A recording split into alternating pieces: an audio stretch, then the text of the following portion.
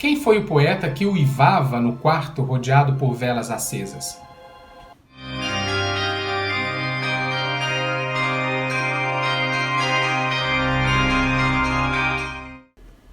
Certa noite, uma mulher acordou assustada com estranhos uivos e gemidos que vinham de outro cômodo de sua casa. Sem acordar o marido, ela apanhou uma vela e percebeu que aquilo vinha do quarto que havia alugado para um estudante de direito. Amedrontada e ao mesmo tempo curiosa, ela caminhou cautelosamente até a porta e se curvou para olhar pelo buraco da fechadura. Os uivos continuavam, quebrando o silêncio da noite morta. Então, ela espiou uma cena horrível. Havia um pano preto estendido sobre o chão do quarto. Ao redor dele, 5 velas acesas formavam uma cruz.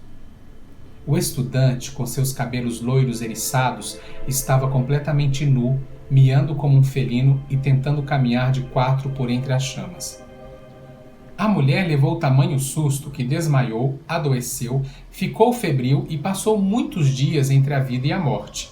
Delirava e naqueles momentos temia a presença de um ser metade leão, metade homem. Essa história horripilante aconteceu de verdade. Foi em Recife, no ano de 1865. E sabe quem protagonizou o estranho ritual? Um conhecido poeta de nossa literatura, Fagundes Varela. Acredita?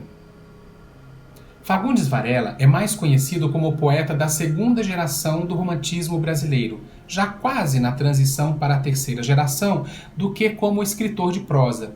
Porém, ele deixou alguns contos esparsos que se enquadram no chamado terror gótico de influência inglesa, que tem como características os cenários medievais, como castelos, igrejas, cemitérios, ruínas, florestas escuras e os personagens misteriosos e sombrios. Na literatura gótica também há um apelo ao medo, à loucura, às deformidades corporais e o sobrenatural ganha proeminência, com fantasmas, espectros, vampiros, bruxas e demônios. O escritor brasileiro se casou aos 21 anos de idade com a filha do dono de um circo chamada Alice Guilhermina Luandi e teve um filho que infelizmente veio a morrer aos 3 meses. Deprimido, escreveu aquele que seria um de seus mais conhecidos poemas, sempre presente em antologias, O Cântico do Calvário. Sua vida é marcada por esquisitices e situações macabras. Já aos 18 anos, tinha uma vida boêmia desajustada e desregrada, e tentava tornar a entediante, soturna e fria cidade de São Paulo da segunda metade do século XIX um lugar mais divertido. De fato, São Paulo foi a Londres brasileira no que tange ao espírito ultrarromântico, a ponto de 2 gerações de estudantes que viviam em repúblicas próximas ao Largo de São Francisco serem influenciados pelo escritor George Byron e seu sentimentalismo mórbido. Havia inclusive uma sociedade secreta de estudantes chamada Epicureia, que promovia festas macabras em cemitérios. De todos os poetas de sua geração, Fagundes Varela foi aquele que mais assumiu o espírito byroniano da segunda geração. Enquanto Álvares de Azevedo está mais formalmente próximo aos cânones literários de Byron, Fagundes Varela foi aquele que de fato viveu o mal do século, o spleen, aquele estado psicológico de melancolia meditativa, o negativismo e o tédio com a vida. Além de poesia, Varela escreveu crônicas e contos, sempre intercalados em uma vida tumultuada e frenética. 3 de seus livros tiveram consagração dos críticos: Noturnas, de 1861, Vozes da América, de 1864 e Cantos e Fantasias, de 1865. O excesso de farras trouxe consequências nefastas. Uma delas se tornou caso de polícia.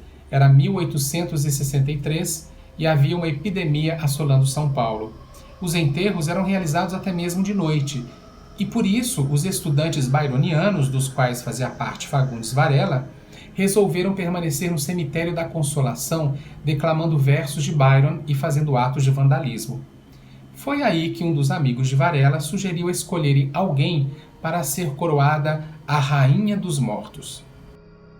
Então, o grupo de baderneiros desenterrou o caixão de uma velha, retirou o corpo e seguiram com o esquife até a casa de uma prostituta chamada Eufrásia.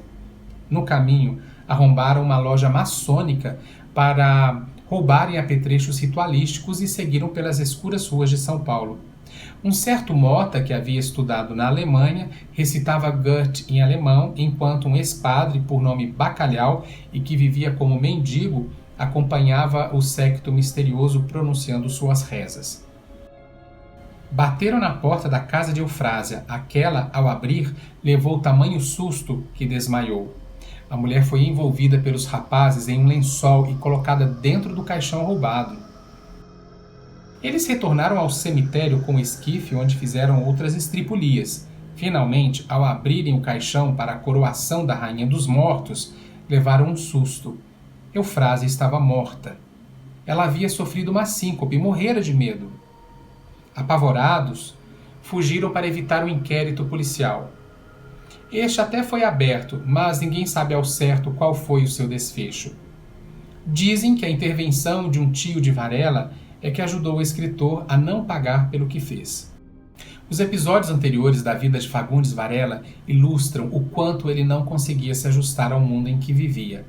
Influenciado por Hoffmann, Byron, Goethe, Spinoza, Shelley e outros, deixou-nos contos como As Ruínas da Glória, publicado em folhetim no Correio Paulistano em 1861, além de A Guarida de Pedra e As Bruxas.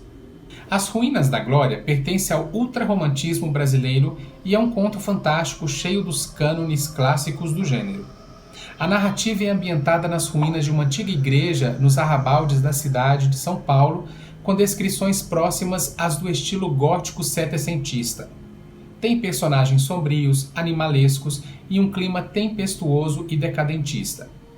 Alguns interpretam a presença fantasmagórica na narrativa como um tipo de alucinação do personagem. De fato, Varela cumpriu com o objetivo de criar um conto cheio de mistério e sobrenatural. No início de As Ruínas da Glória, o narrador, o próprio Varela, se encontra em um botequim com dois colegas, Alberto e José. Escreve o autor: A chuva caía a cântaros sobre a terra, o trovão rugia no espaço e a ventania sacudia com violência as vidraças da salinha onde estávamos. Acontece que, enquanto jogavam conversa fora, bebiam e fumavam, entrou no estabelecimento um velho maltrapilho que depois vieram a saber morava nas Ruínas da Glória, igreja que há tempos estava abandonada. Naquela noite tempestuosa, os três amigos decidiram visitar o funesto morador naquelas ruínas cheias de répteis, insetos e morcegos, e talvez fantasmas. Porém, Alberto, adiantando-se, veio a desaparecer.